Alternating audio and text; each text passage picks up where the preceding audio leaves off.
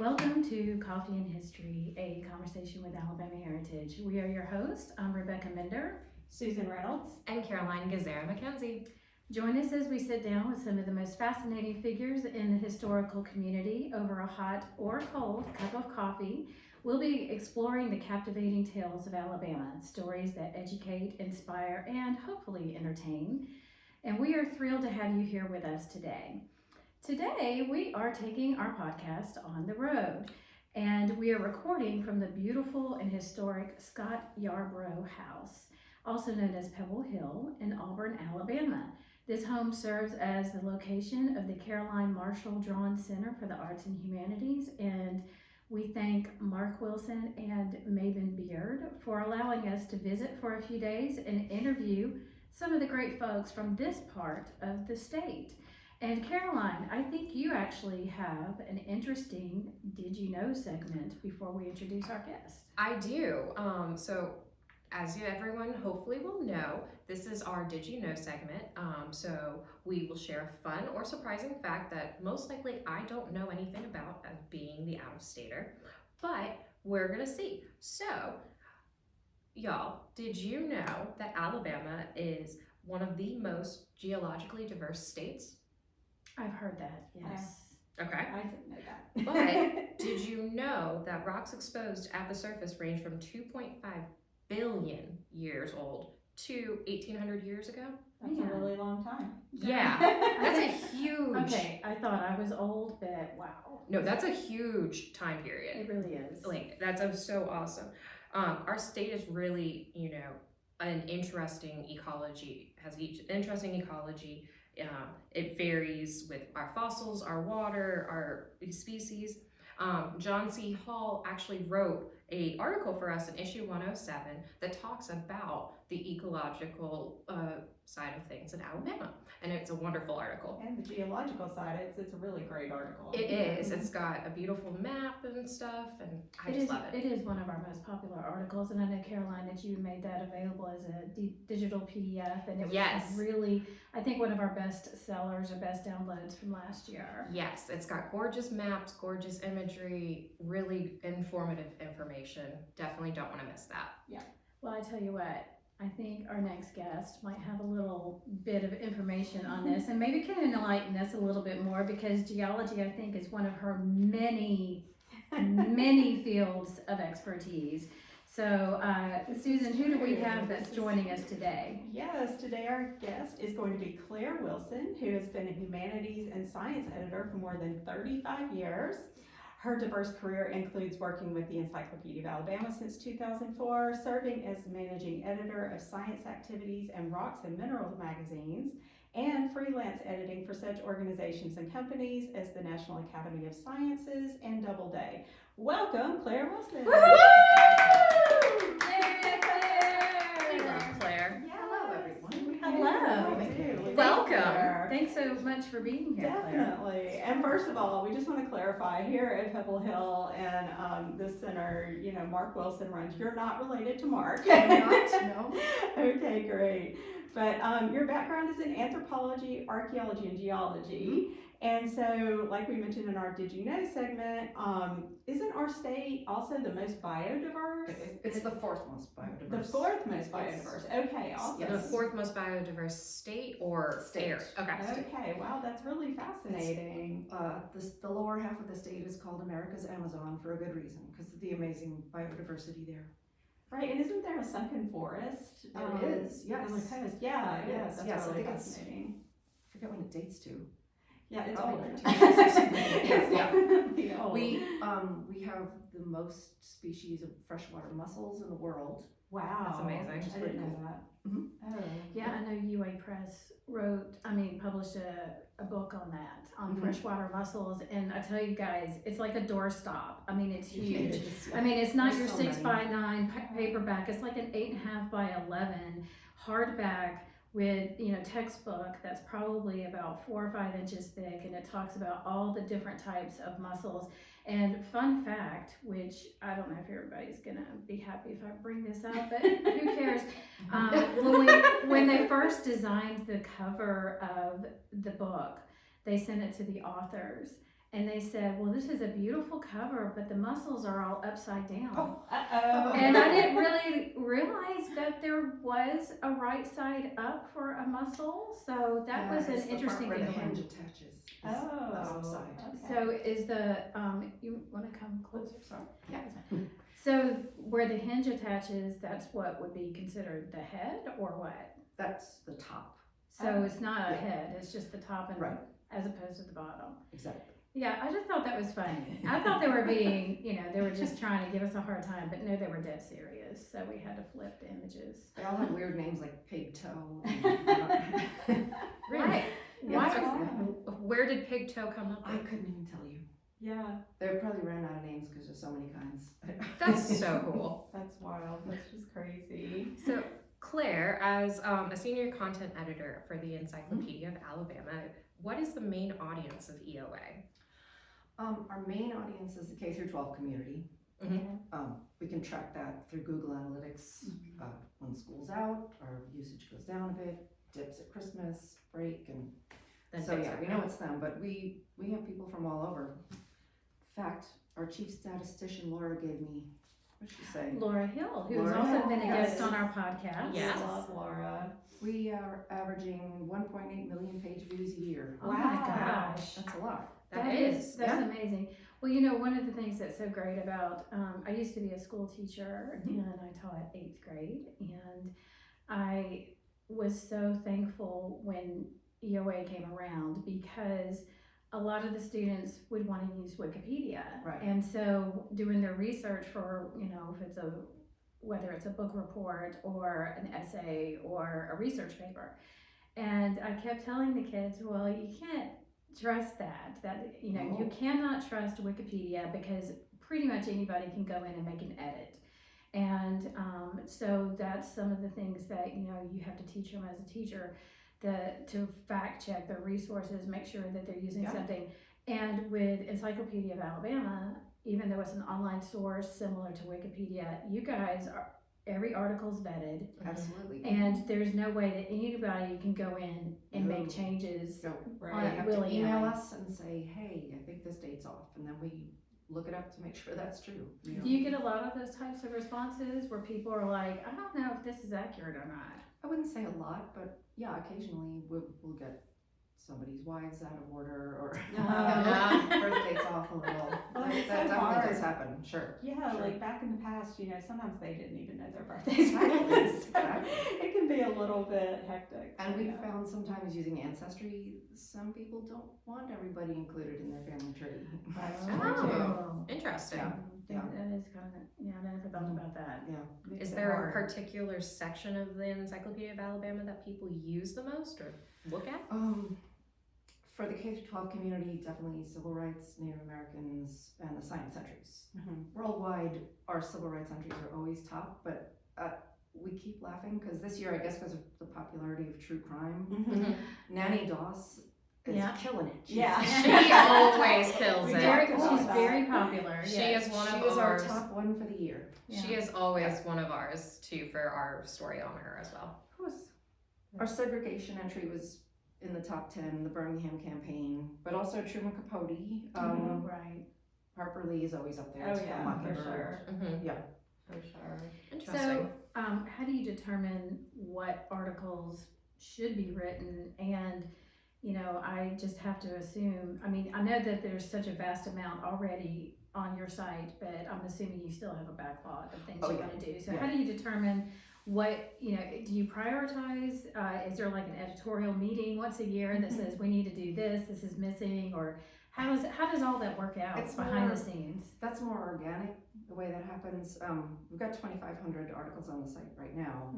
When we started out, we asked our editorial board to give us, I don't know, 50 each Oh, okay. suggestions. Right? And so we had a database of around 5,000 entries. Oh So my we're only about gosh. halfway through that. And Wow. then as we're publishing entries, we come across, hey, that guy's mentioned a bunch of times in all these different entries, but he's not on the list, but he needs to be. Yeah. Or she's mentioned a bunch of times in music, Right. and we don't have her on the list. So it kind of, we're always getting new ideas from all over. Yeah. But you guys also have lots of media on there as well. We do, So there's we a do. lot of images. Yes. And where did those images come from? When we first started out, we had a great media editor, Justin Dubois, and he went around the state and met with almost every repository and got them to give us stuff for free. So we don't have any money to pay for things, but we also don't own any of the stuff that we have on the site. That all just is the property of whatever repository generously let us use it. Yeah, go on. You definitely give them the credit lines. Oh, for sure, With for that. So, but I mean, that's just one of the things that's been very useful for us too, because I mean, when we first started, well, I'm going to say when I first started at Alabama Heritage, one of the things that I was tasked with is our digital media. So I would go straight to EOA and come up with ideas. It's like fun facts. And actually, our Did You Know segment that we use at the very beginning of our podcast is information that I used 10 years ago when I was putting it on social media that came from Encyclopedia of Alabama articles. And so there's a lot of, the way you have the website set up, there's a lot of interesting quick facts that people can look for. But there's just stuff that you didn't realize, you know, that happened in your state, or people that were from Alabama or had some type of important, you know, like a first surgery or that kind of thing. And so it was just so popular on our social media that, you know, it was great to be able to link it out. So people then could go back to your website to read more. Because we would just put like a little teaser, just a couple of sentences. But a lot of those got a lot of traction. So it's really nice to have this as a resource, you know, because school teachers love it, I know, for their kids. They do. Laura gets contacted by the media all the time asking for photos, or can we put them in touch with the authors of our entries? So yeah, it's I have done that about many I personally love the folklore section of EOAs. That's where I've gotten several blog post topic ideas to keep going and writing about, and we reference y'all. Railroad Bill was my favorite so far, and that's a very interesting story. Such an interesting story, and they're still not sure that he the even guy was him. Yeah, So what that he exactly was real. was that story? So Railroad Bill was a folk hero who rode the rails and was an outlaw. He was kind of a Robin Hood of his time, you know. He wanted to stick it to the man, but also, you know, help the commoner. But there were a lot of people that were suspected of being Railroad Bill. Yes, but so then there was a firefight between him, Railroad Bill, and I believe it was police. Marshall. And then so then he went fleeing through the state, and supposedly he went through all these different little towns, and then supposedly also ended up in Florida. Before turpentine. Yeah, and then they plant, I think. and then was it Bruden that had the funeral where the supposed body was on display for people to go, that's Railroad Bill and he's no longer with us. It's crazy. But they're still not sure that guy was. Exactly. No, because it's just no one knows. but there's just a sketch, and it could be, it's a very Maybe basic him? sketch. Yes. It could look like anybody. Yeah, honestly, Exactly. but it's such an interesting story. Yeah. There's a And- folk song about him. Yeah. Oh, There- can you sing that for I us? cannot. But the, You probably could, you but just the don't want folk to, right? song is available to hear on EOA's Yes, it is. website. Oh, There's so many folk songs about people. Well, we'll have to that. link that out. We'll link it out then Yeah. when we share this Yeah. podcast, because that's a really fascinating I story. think Vera Ward Hall sings it. Okay. Yes, folk singer from here. But that is my favorite section of EOA because it just, you find such interesting Great stuff. Yeah, Mhm. very, very cool. And speaking of, you know, not knowing who Railroad Bill is, how challenging that is it challenging to find people who can be authors for you guys? For sure. Okay. Yes. It's the same for us sometimes. Yeah. Because you guys, Definitely. do you guys write any of the articles, or do you hire it out to people? We've written a lot of the articles, but they're things that we don't need expertise to write, like Right. city and town entries, or Right.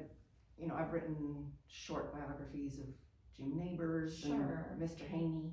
Okay, Oh, so really? I have a question, something I've just always wondered about. Yeah. So if there isn't an author listed, does that mean one of you guys wrote? No, if Oh, there okay. isn't an author listed, they didn't want their name on it for some Oh, reason. wow, okay. There've been a That's few. interesting. I'm not sure Okay. why. Yeah. Maybe they just don't want to be contacted without. Possibly.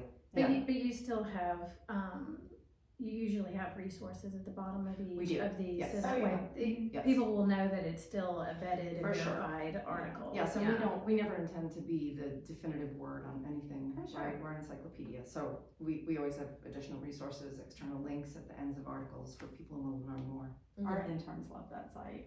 And I recommend it to everyone. But I guess Thank too, you. like, even like, Wikipedia, I'm sorry to refer to you as that, but I mean, in this particular reference, when someone passes away, Right. then it's amazing to me, I don't know who does it, or if they're just sitting there on the ready, but someone updates Wikipedia Wikipedia, yes, is there. like within seconds. Oh, yeah. And so, so that's what you do as well, is when there's Yeah. some kind of big moment like that, you have to go Mhm. through If each one somebody of passes those. away on the weekend, then I'm Wow. in there.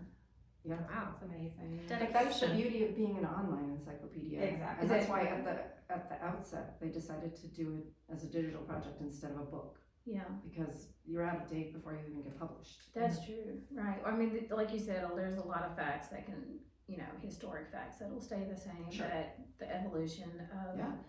the way this is set up, that's, I love that, yeah. Wow, Claire, so you're working basically 24/7, 365. It feels like it sometimes, for sure. I can imagine. Now, you've been with EOA for 20 years, is that correct? I was the very first full-time employee. Okay, Yeah. congratulations and happy Thank you. anniversary. you. What have you learned most about the state of Alabama? Because you're not from Alabama originally. No, I'm from Queens, New York. Go figure. I'm a science nerd, so I just love how many astronauts have come from here, how many things that went to the moon and out in space are from here, how many amazing species are here, plants, animals, diversity, topography. It's an amazing state, really is. And there's a lot of people who come down here, sight unseen. Yeah. And then once they're here, they're like, wow, this is actually not so bad. They do wear shoes and they have electricity and running water. So it's not as bad as I thought it was going to be. I might actually stay. So, I mean, how long have you been here now? 29 years Oh, this wow. August. So you said you started, before we started our podcast, in the green room, you were telling us, in our fancy green room here at Pebble Hill, you said that this was your actual physical location Yeah. for Encyclopedia of Right across Alabama. the hall, yeah. Yeah, and you shared a room with how many people? I shared a room variously with Steve Murray, who's the director of the Alabama Department of Archives and History now, Mark Wilson, who is the director now here, and Keith Hebert, who's a professor of history. Nice, nice. Yeah. And how was that working together? It was fun because everything was new. Yeah, We launched in 2009, but we were working on entries for 5 years, working on the design. There were only 3 of us, so we were in all the meetings about how it should look, the color scheme, the font, everything, just from the ground yeah, up. and then you guys had a really nice website redesign We did, a few yes, years ago. yes. I mean, it looks really sharp. I mean, Thank you. Caroline's been working her butt off to redesign our website, and we've got it launched now, so we know looks the great. pain. We know the pain and suffering of website Yes. redesign and how It's much. a big undertaking. Yeah. It is. And it how is. much were you involved in that? I mean, what kind of things did you have to do, or did you guys bring somebody in to help you with that? We did. So because we were so early on, I think we were the 3rd state encyclopedia in the nation, we kind of piggybacked on New Georgia Encyclopedia, and they had been working with a company in New York who designed their website with proprietary software, so that ended up being a big problem. Then we switched to some weird Frankenstein's monster of that, and Drupal, and that was all, it worked, but it was not ideal. And now we switched to WordPress, and that's like a dream. It's the greatest thing ever. Yep, I agree. That's where It's so what much we use easier. now. Everything's easy on that. It's- And it's so clean Yeah. and it's user friendly. Yes. That's what I like about your site. It really is. We've tried, user-friendly. yeah. Okay, so you've mentioned New York a couple of times. Yeah. So why exactly did you leave New York to come? Why did you come directly from New York to Alabama, or how did you end up here? No, my husband and I left New York because I can remember this specifically. One day I was trudging Because up he the was driving stairs. trains. Was No, driving he was trains? not. He was not Railroad John. Poor John. No, we lived an hour out from Manhattan, and we were sick of commuting. And one day I was trudging up the stairs at the 23rd Street station, and I thought, I cannot do this for the next 20 years. I can't do it. It's hard in the winters, especially. Yeah. And he decided he wanted to go to grad school, so we lived in Maryland, and he finished grad school at University of Maryland, and then he got a job here at Auburn in the English department, and here we are. I did freelance editing for a while. I worked for a professor in mechanical engineering for a while. Interesting. Yeah. And the reason I knew Jeff Jakeman, who was one of the founders, Yeah. I knew them is because they hired me to do freelance editing for Alabama Review. So that's kind of how I got my in into the encyclopedia. Well, we love having you part of the historic community because we get to being see in it. you at all the Alabama Historical Association Yeah. meetings, whether it's the pilgrimage in the fall or the annual conference So in the much fun. spring. So. Yeah, Claire is one of my favorites Aw. to see every time. I get so excited. So My black and white cookie pal. she's from the north. I get Okay, it. look, we all love cookies, so you guys do not get to, She's keep my all the person on the cookies. cookie. We won't monopolize the black and white cookie. Thank you. I We may appreciate that. Well, it's been so great talking to you, but before you leave, we'd like to ask you a few more questions. Sure. It's part of our Before You Go segment, and where we get to know you just a little bit better.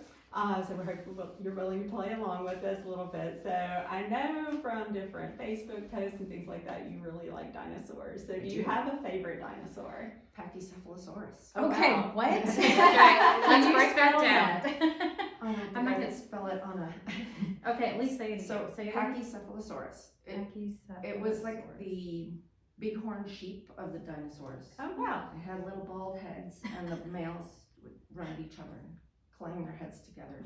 Oh, like bulls. And were they local or were they in Alabama or where were they No, located? the sad thing about Alabama is it's not big in dinosaurs because it was mostly under the water Mhm. Yeah. for the dinosaur era. Yeah. There's a few found up north.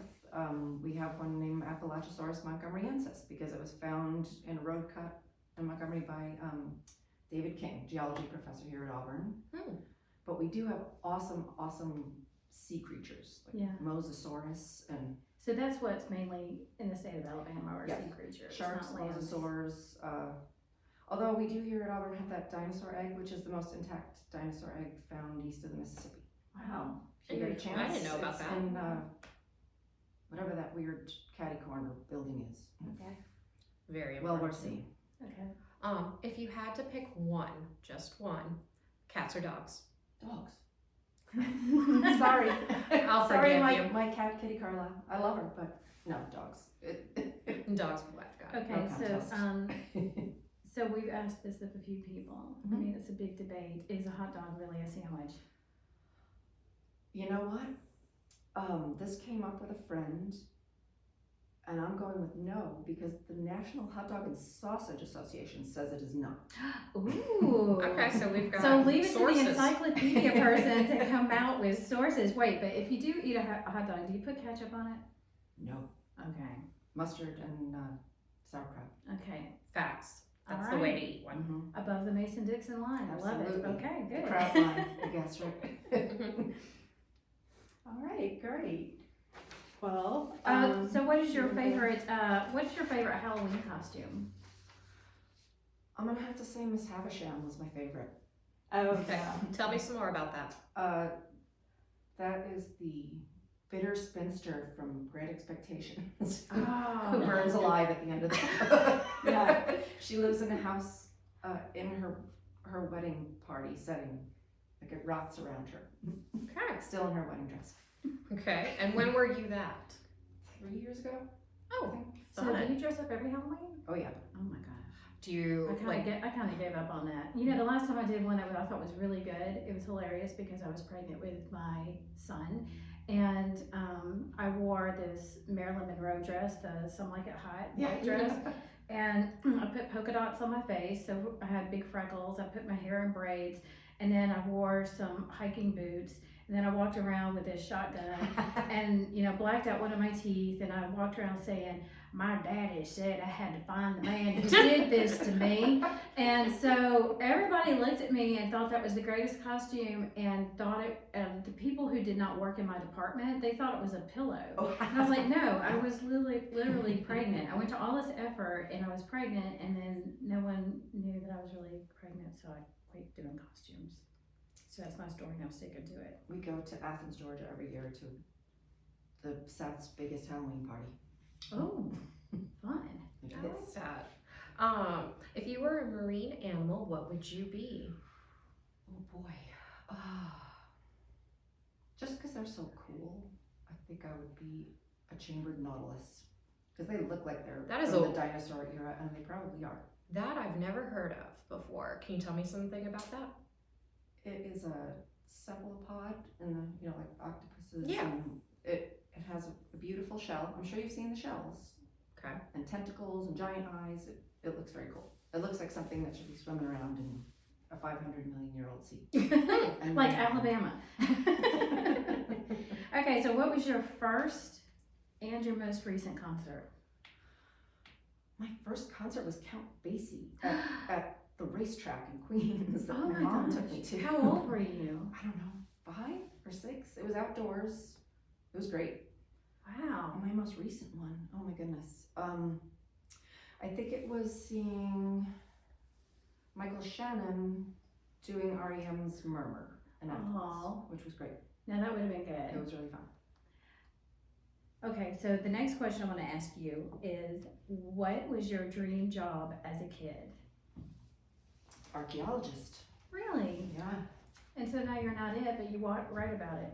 Yes. So Because, if that realized counts, all I right, didn't is that want to become close? an academic, and you kind of have to be an academic I know, most of the I time. get that. But you still get to live up to your childhood dreams Sure, almost. absolutely. You know? So would 5-year-old you be very proud of yourself? I think so. Yep. Because I love to read. Look, I'm So- proud of you. So. I am too. That's all that Thank you. matters. Who cares what you thought about when you were a 5-year-old? Okay, so after people and pets, what's the first thing you would rescue from your house when a tornado comes through? Because we know in the state of Alabama we get lots of tornadoes. So after people and pets, what's the first thing you would rescue? Oh my goodness. I think the painting my mom did. Oh, that I have. And what's that? It's me as a little girl, and Aw. and there's a poem attached to it that she wrote. oh my Oh, that's gosh. so I clear. have to say That's, that. that's really cool. That She was a very creative person. Yeah. Your She mom really was. and she was, of all the pictures of her that you've shared on Yeah. Facebook, she's stunning and looked like Oh, she lived the thank you. best life. She did. So did you pick up that creativity? I mean, are you able to paint No. or write poetry or No. no? That's why you went into science. Exactly. But she's happy in science. Right? We all have our skill sets. I understand that completely. Well, Claire, we want to thank you so much for Sure. being with us. We appreciate Claire Wilson joining us today. We also want to thank you, our listeners and our viewers on YouTube, for joining us for this edition of Coffee and History, a conversation with Alabama Heritage. You can find our podcast on our website at alabamaheritage.com, where you can also subscribe to our magazine. And you can also listen to us wherever you find your own podcast, whether it's Apple, Spotify, wherever it might be. We are on all the platforms. All of the platforms. And so also our YouTube channel, we post these videos. They're extended, they're unedited, so you never know what you're going to hear or see. I don't know why we do this, but we do because we're suckers for punishment, I guess. But anyway, for now, we'll see you next time, and I think I need some more coffee. So bye, everybody. Cheers. Bye. Bye. Thanks for Bye. Are you okay, Susan? I don't know. You were super hot. Can you get some water? Yeah, I think I just I don't know if it's a blood sugar drop or Okay, hold on. something. I saw it. Well, yeah, I saw that We you have lost snacks. your place, and then I could see in your eyes that you Yeah, were. she started to breathe heavy, and I